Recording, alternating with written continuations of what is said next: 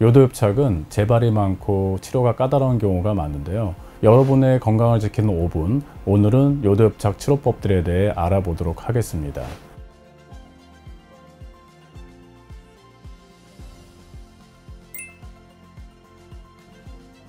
안녕하세요. 저는 서울대 보라매병원 비뇨의학과 조민철 교수입니다. 먼저 가장 오래되고 간단한 치료 방법인 요도 확장술이 있습니다. 이 방법은 특수 기구를 사용해 좁아진 요도를 부드럽게 넓혀주는 치료입니다. 요도 주변 조직이 딱딱하지 않은 경미한 요도협착에서 효과를 볼 수 있습니다. 하지만 좁아진 길이가 짧더라도 절반 정도는 다시 좁아질 수 있고 길이가 길수록 재발 가능성은 더 높아집니다. 결국 장기적으로는 성공률이 높지 않은 치료법입니다. 다음은 내시경을 이용한 내요도 절개 수술입니다.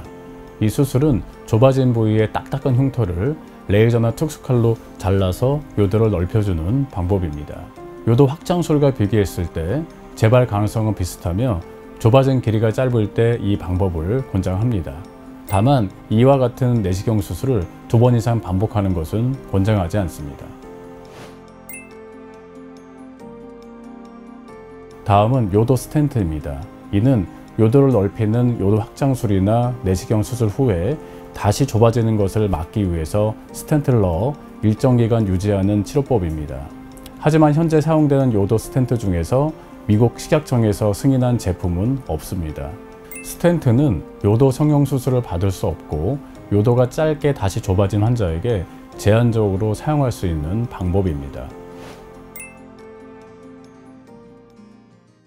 다음은 요도 성형수술입니다. 첫 번째 방법은 좁아진 요도 부분을 잘라내고 양쪽의 정상 요도를 다시 이어붙이는 수술입니다. 주로 외상 때문에 생긴 요도 협착이나 외상과 관계없이 요도가 완전히 막힌 경우 중에서도 좁아진 길이가 짧을 때 시행하게 됩니다. 요도 수술 전문가가 시행하면 성공률이 90% 이상입니다. 두 번째는 입안 점막이나 다른 조직을 떼어 이식해서 좁아진 요도 부분을 대신에 붙이는 수술입니다. 요도가 좁아졌지만 완전히 막히지 않은 경우에 시행하게 됩니다. 좁아진 부위를 길게 절개한 뒤에 떼어낸 조직을 덧대어서 요도를 넓혀주는 방식입니다. 성공률은 대체로 80% 이상입니다. 세 번째 방법은 음경 피부를 이용해서 좁아진 요도 부분을 대신하는 수술입니다. 주로 앞쪽의 음경 부위 요도가 좁아진 경우에 시행하게 되며 성공률은 보통 80% 이상으로 비교적 높습니다. 네 번째는 협착이 심하고 복잡한 경우에 시행하는 요도 성형 수술입니다.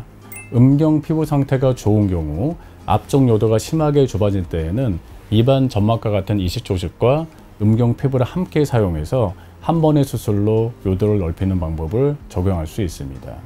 저희 병원을 포함한 연구에서 85% 이상에서 성공했습니다. 요도 성형술은 가능하면 한 번의 수술로 끝내는 것이 가장 좋습니다. 하지만 이전 수술이 실패했거나 음경 피부나 요도 상태가 좋지 않은 경우에는 2번으로 나누어 수술하는 방법이 권장이 됩니다. 1차 수술에서는 이식한 조직을 이용해서 요도 바닥을 새로 만들어주고 그 바로 안쪽으로 소변이 나올 수 있는 임시 요도 구멍을 만들어줍니다. 이후 최소 3개월 이상 지난 뒤에 시행되는 2차 수술은 1차 수술로 만들어진 요도 바닥을 이용해서 요도를 완전히 만들어주는 단계입니다. 저희 병원을 포함한 연구에서 80% 이상의 성공률을 보고하였습니다. 다섯 번째 방법은 회음부, 즉 항문 앞쪽에 새로운 소변 구멍을 만들어주는 수술입니다. 요도 성형수술을 할 수 없거나 원하지 않는 경우에 선택할 수 있는 방법입니다.